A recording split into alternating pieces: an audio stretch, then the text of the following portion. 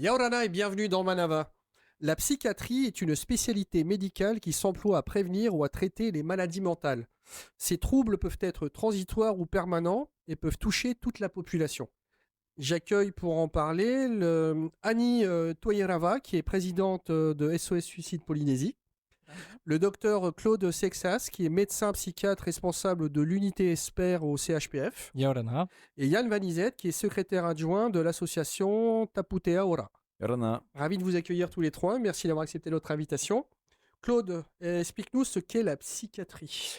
La psychiatrie, c'est une spécialité médicale qui traite des maladies mentales. Donc l'idée, c'est d'accueillir un public de gens qui sont en souffrance psychiatrique. Ça concerne tout un champ varié de pathologies qui vont des maladies de l'humeur, la dépression, les troubles bipolaires, les maladies de l'ancrage dans la réalité, les psychoses, les schizophrénies. Et puis après, il y a un champ aussi un peu large concernant les addictions, les troubles anxieux, et puis éventuellement les troubles de personnalité aussi qu'on peut voir et accompagner, soigner dans le cadre de nos pratiques hospitalières ou ambulatoires. C'est pour ça que quand j'ai fait l'introduction, j'ai essayé de trouver, on va dire, une phrase qui puisse synthétiser, mais c'était assez compliqué, parce que le champ est très large. Le champ est assez large. Bon, on a quand même quelques grandes pathologies dont on s'occupe et qui reviennent de manière un petit peu plus fréquente.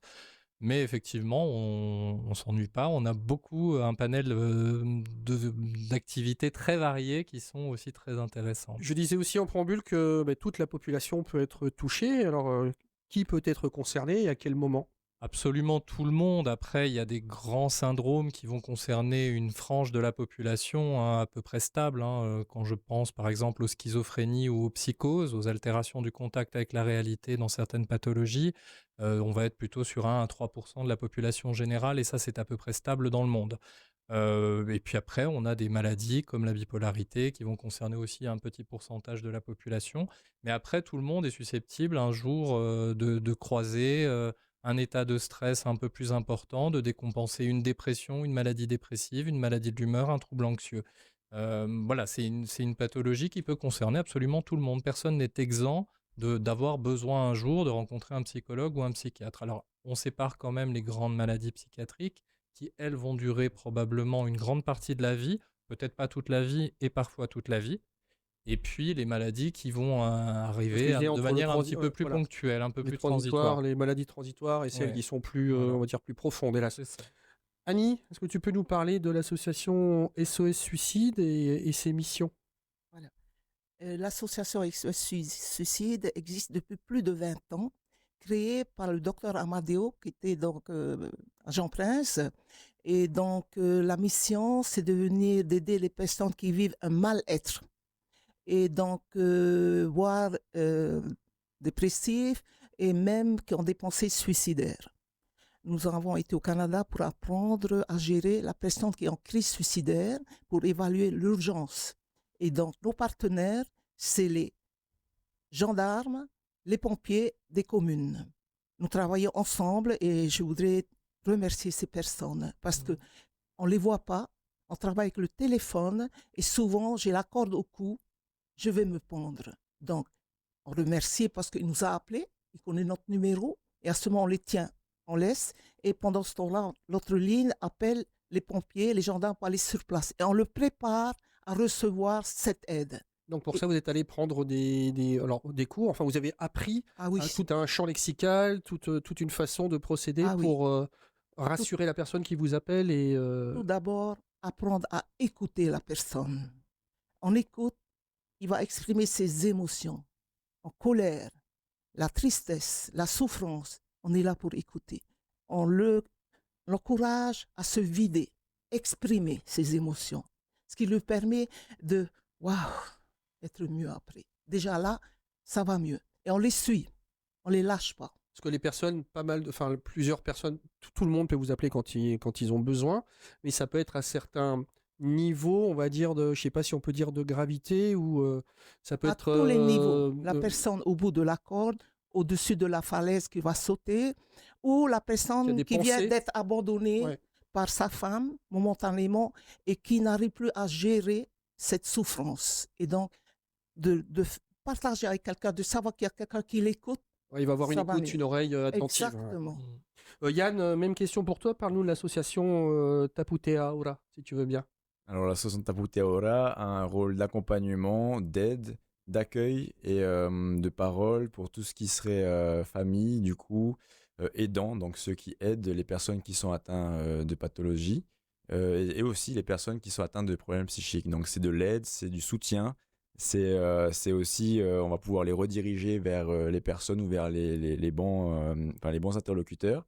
Parce qu'aujourd'hui, c'est aussi de la formation. On va former aussi, du coup, les gens qui seraient en contact avec des gens qui ont des problèmes psychiques, la famille et les aidants. Parce qu'aujourd'hui, c'est toujours difficile. Personne, enfin, surtout les gens, aujourd'hui, les familles, c'est eux qui récupèrent et qui s'occupent de ce genre de personnes. Et c'est important de les former pour qu'ils aient les bons réflexes, pour qu'ils accompagnent ces gens-là dans Ouais, les leur bons vie. gestes, les bonnes attitudes Les bonnes et gestes pour justement ne pas pouvoir rajouter du stress au stress peut-être. Oui, tout effectivement, à c'est fait. pour pouvoir que leur quotidien soit vraiment le plus agréable possible et pour les faire aussi sortir de l'isolement. On propose des groupes de parole, des groupes d'échange, des ateliers créatifs, des ateliers bien-être. C'est vraiment lié au bien-être des gens. Donc ça va toucher vraiment tous les types de pathologies. Et donc voilà, c'est aussi de la sensibilisation pour pouvoir déstigmatiser et rendre ce sujet un peu moins tabou et Et, pour pouvoir. et une fois encore, libérer la parole. Exactement, exactement. Claude, j'ai parlé tout à l'heure en te présentant de l'ESPER. Oui. Donc là, maintenant, il va falloir vous expliquer ce qu'est l'ESPER. Alors, c'est une équipe d'évaluation et de suivi des psychoses émergentes. Ça veut dire quoi? On s'adresse à une population de 15 à 25 ans. C'est un dispositif qui est relativement récent, qui a débuté en 2020 sur le territoire, qui correspond à l'essor dans le monde entier d'unités spécialisées d'accompagnement justement de ces premiers épisodes psychotiques. Alors, qu'est-ce qu'un premier épisode psychotique? C'est une pathologie spécifique qui s'accompagne de certains symptômes qui va frapper donc cette frange de population entre 15 et 25 ans, certains individus. Et l'idée, c'est de mettre le paquet sur les soins à ce moment-là, peut-être même en amont, mais ça, on aimerait le développer justement dans une stratégie de prévention, pour éviter justement qu'on en arrive à ces premiers épisodes psychotiques, mais c'est encore en chantier et ce sera pour plus tard. Là, nos forces, elles sont concentrées sur l'accompagnement de ces premiers épisodes psychotiques pour éviter la rechute, favoriser une alliance dans les soins, un accompagnement sur mesure de 2 ans qui intègre donc des psychiatres, une neuropsychologue qui va évaluer les fonctions cognitives des patients, donc savoir un petit peu comment le cerveau fonctionne, comment aussi on est en relation avec les autres. Et puis on a aussi des infirmiers coordinateurs de soins qui eux sont là pour être particulièrement vigilants sur l'agenda des soins, sur l'insertion socio-professionnelle aussi des patients. On les accompagne, on essaye de travailler avec un maximum de partenaires pour viser ce qu'on appelle le rétablissement. Le rétablissement, c'est un état de bien-être pour le patient qui lui permet de dominer sa maladie, ou en tout cas les symptômes initiaux. De la comprendre, l'appréhender Voilà. correctement. Donc on fait de la psychoéducation, on accompagne les patients, on a des cycles comme ça, on aide aussi les familles à essayer de comprendre, avoir une représentation de la pathologie, et puis essayer de favoriser une alliance dans les soins pour une durée minimum de 2 années. Après, au-delà, on voit si effectivement c'était un épisode isolé, qu'on peut passer à autre chose, ou si au contraire, il faut continuer à accompagner les gens dans la durée. Ça veut dire que vous disposez de... On a aussi une assistante sociale, Oui, qui pardon, complète bien le sûr. dispositif. Tu as tout à fait raison. Ça veut dire que vous avez différentes... vous avez des locaux dédiés, vous avez On un a département, je ne sais pas comment on peut appeler ça. On a un petit bureau partagé dans le cadre du CHPF, dans les locaux qui concernent le volet ambulatoire des soins. On a un fonctionnement qui s'apparente à celui d'un centre médico-psychologique, qui est quand même sur le site des hospitalisations également, mais un petit peu à part. Et puis ce site-là recoupe d'autres activités. Donc il y a l'équipe mobile de réhabilitation, les visites à domicile, l'équipe mobile d'intervention et l'équipe ESPER. D'accord. Annie, tu nous en as déjà parlé un petit peu, mais j'aimerais que tu développes un petit peu. Quelles sont les causes les plus courantes menant des personnes à des tentatives de suicide ou au suicide, puisque il y a tentative et suicide. Ouais. On a évalué, on peut dire 80%, c'est rupture amoureuse. Le couple qui se sépare. En Polynésie, c'est vraiment un problème. Ça commence à l'adolescence. Donc, nous intervenons dans les collèges et les lycées pour prévenir justement que quand on est ado, on a notre comportement. Malheureusement, à 12 ans, 13, on est en ménage en Polynésie. J'appelle la famille d'être vigilant. Parce qu'on suit quelqu'un en ce moment, elle est en ménage depuis 12 ans, donc elle a 20 ans aujourd'hui, elle ne comprend pas que son copain la quitte. Donc, c'est tout de suite, je vais mourir. Alors, est-ce qu'on peut considérer que c'est un trouble transitoire? Non. Non? Enfin, alors, nous, on a une activité 24 heures sur 24 de psychiatrie sur le centre hospitalier de la Polynésie française et aussi une activité de liaison par rapport à tout le territoire de la Polynésie. C'est-à-dire que les médecins qui sont effectivement dans les îles un peu plus éloignées peuvent nous appeler pour avoir un conseil, une conduite à tenir. On tient à préciser, on en a parlé un tout petit peu avant ensemble, que la plupart de ces passages à l'acte suicidaire peuvent correspondre à un mal-être, mais pas forcément à un trouble psychiatrique aigu. Parfois, c'est très impulsif. Parfois, il n'y a pas de signe dépressif avant-coureur et il n'y en aura pas après la crise.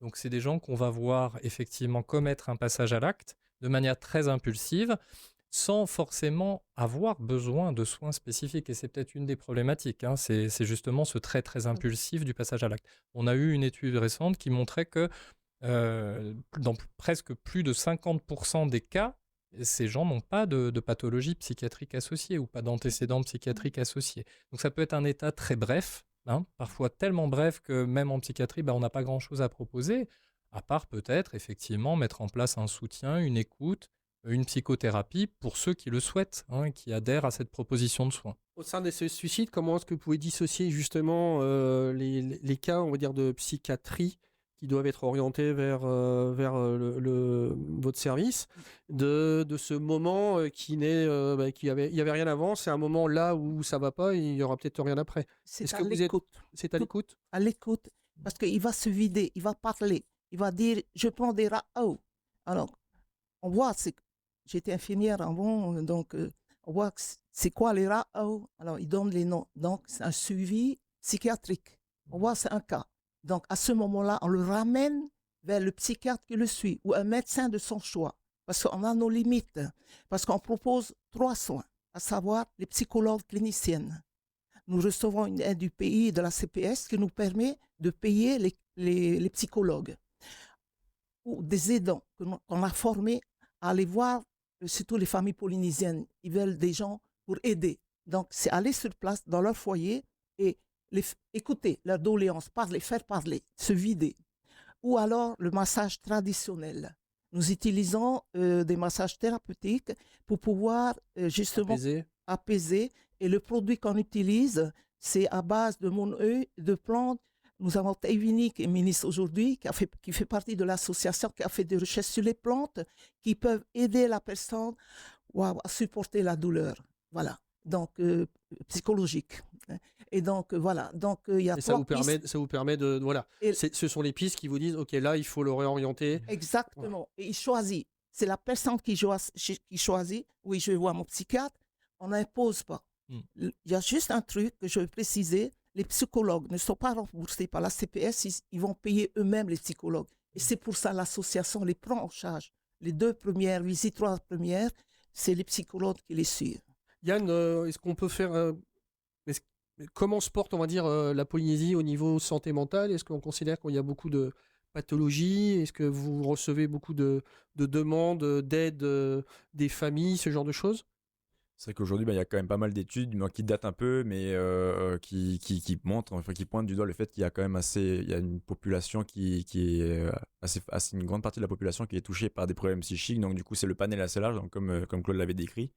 Donc du coup, on est susceptible de rencontrer pas mal de gens. Donc c'est pour ça qu'on intervient. Donc c'est pour compléter un peu ce que vous avez dit. Il y a pour prévenir un peu les gens, pour les sensibiliser sur certains signes qui peuvent mettre un peu la puce à l'oreille à certaines personnes. On intervient pour pouvoir les sensibiliser, les populations, notamment les scolaires. Pour leur dire que si leur mal-être est vraiment récurrent, c'est vraiment ce terme-là, c'est la récurrence du mal-être qui va être déjà un signe pour se dire mais en fait c'est pas normal d'être pas bien pendant une très longue période. Donc c'est déjà un premier signe qui va vouloir, qui va le mettre un peu en alerte pour pouvoir aller communiquer avec les bonnes personnes. Donc notre association est une des personnes, office de relais.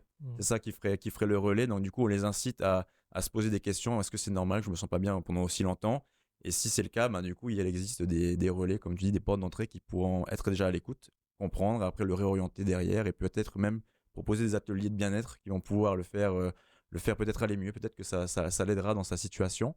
Et ensuite, du coup, si on voit que ces ateliers-là n'arrivent pas à totalement répondre à ces attentes, là, du coup, on pourra le rediriger vers des professionnels et vers d'autres acteurs.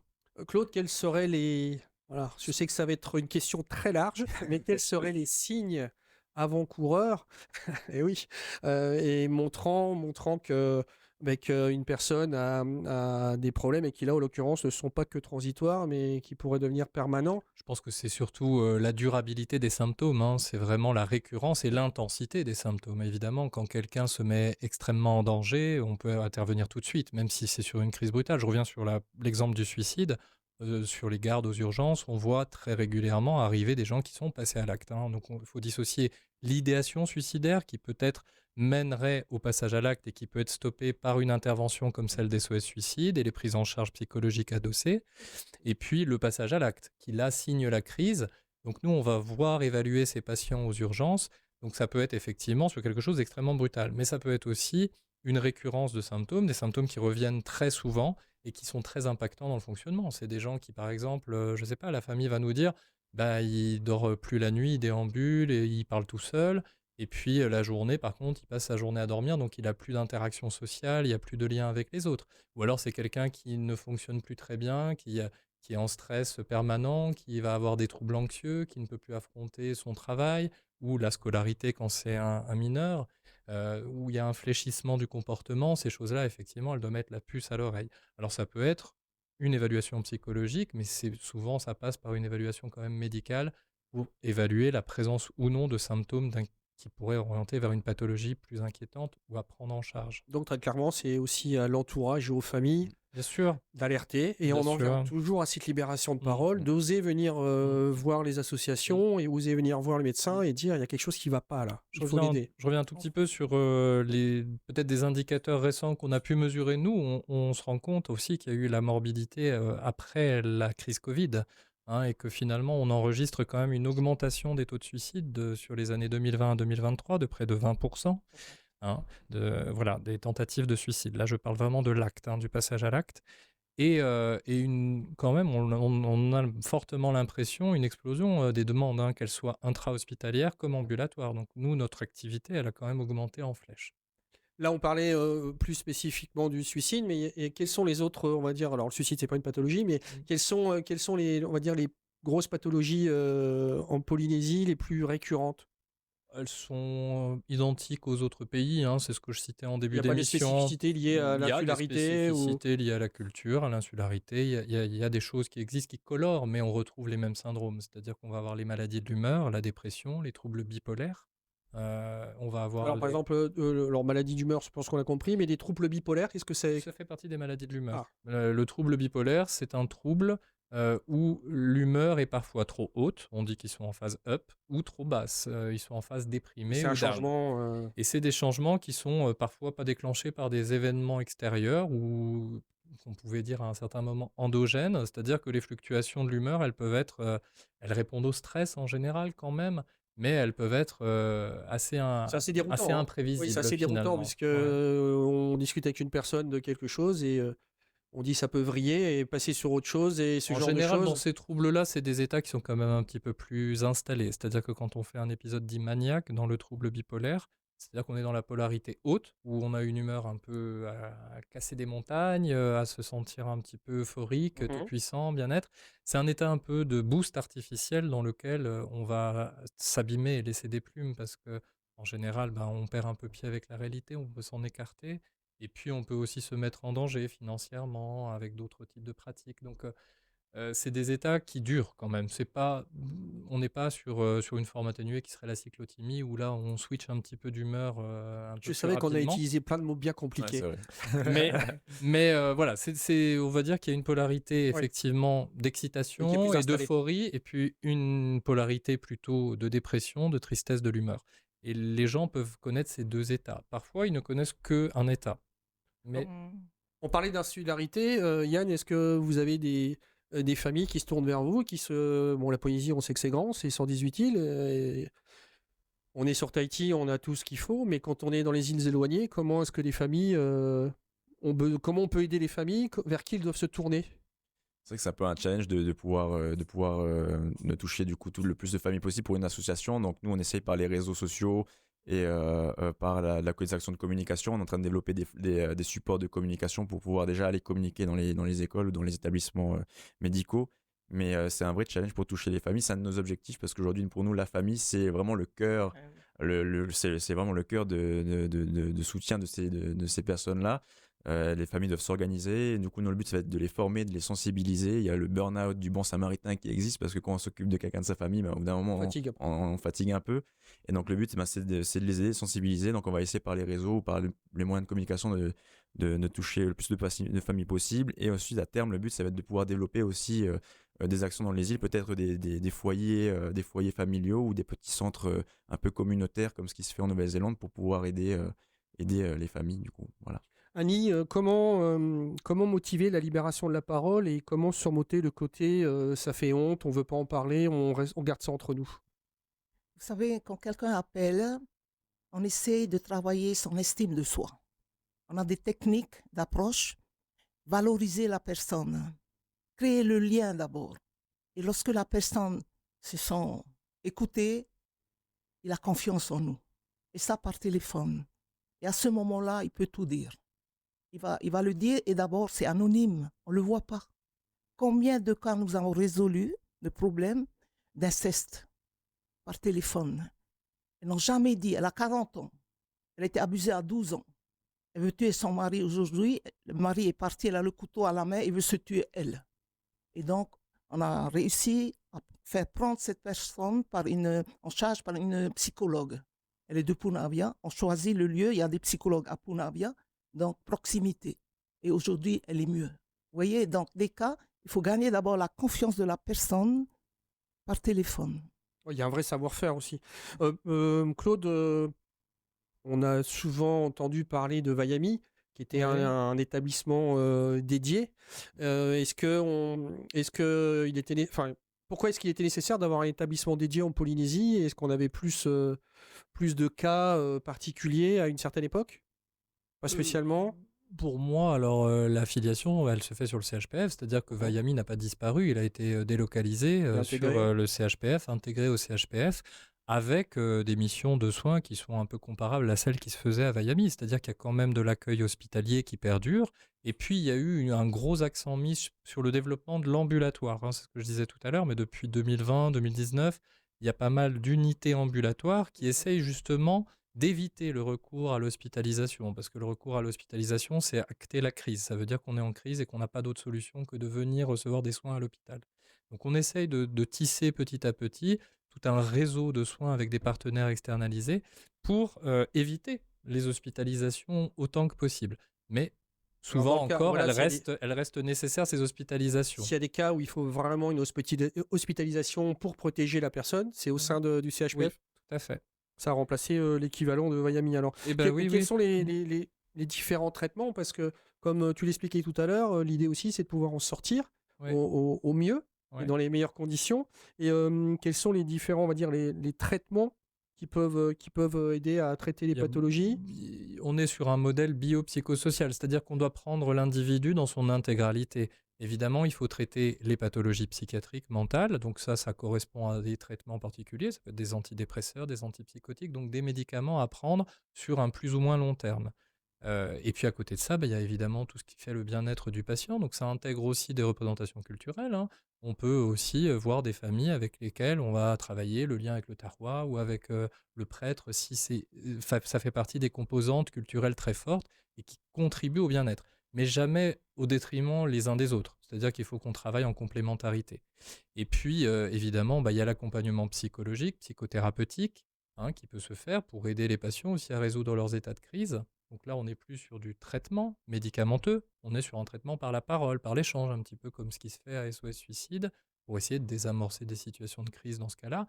Mais ça peut être aussi pour aider quelqu'un à résoudre des problématiques plus anciennes. Tu parlais tout à l'heure de l'inceste. Voilà, c'est des nœuds, c'est des espaces traumatiques qu'il va falloir essayer de déconstruire, de travailler, d'apaiser dans le cadre d'une psychothérapie. Et puis, évidemment, il y a le volet de l'insertion socio-professionnelle et il y a les axes de psychoéducation aussi. C'est-à-dire que les gens qui souffrent d'un trouble mental, il faut aussi leur donner des outils pour comprendre ce trouble mental, pour savoir pourquoi ils se soignent. Et un des volets extrêmement importants, et on y revient tous, c'est la déstigmatisation. Le problème, c'est que nous, on voit, par exemple, je vais reprendre l'étiquette ESPER, on voit un des paramètres qu'on mesure, c'est la durée de psychose non traitée, c'est-à-dire à partir le temps qui s'écoule entre le moment où les premiers symptômes de la psychose commencent et le moment où on va avoir accès à des soins. Et parfois, on est sur plusieurs années. Et ça, c'est dramatique parce que ça veut dire que dans cette période-là, le cerveau souffre, il y a de la souffrance sociale, il y a de la souffrance aussi Il faut encore pas cérébrale. oser en parler, quoi. Il faut Et venir. il faut Voilà. effectivement à tout prix décloisonner ces représentations et favoriser au maximum l'insertion socio-professionnelle des gens, hein. C'est important que les patients ils aient leur place dans la société. Ils ne sont pas à part, ils sont avec nous et ils ont plein de compétences à apporter. Et ça, c'est essentiel effectivement à défendre. Donc il faut vraiment lutter contre ce sentiment de honte qui parfois bloque l'accès aux soins. Et ben voilà, on dira que ça fera office de conclusion parce que c'était intéressant que de le dire et de le rappeler. Oser en parler et oser se tourner vers les associations qui sont là à disposition. Je vais rappeler la ligne verte pour SOS Suicide, donc c'est 444 767, c'est ça Annie. Donc restons attentifs aux signes d'alerte émis par nos proches ou notre entourage et surtout ne pas hésiter à demander de l'aide aux spécialistes ou aux associations qui sont là pour vous répondre. Merci à tous les trois d'avoir répondu à mes questions. Cette émission sera en replay sur le site de TNTV. Bonne fin de journée sur TNTV.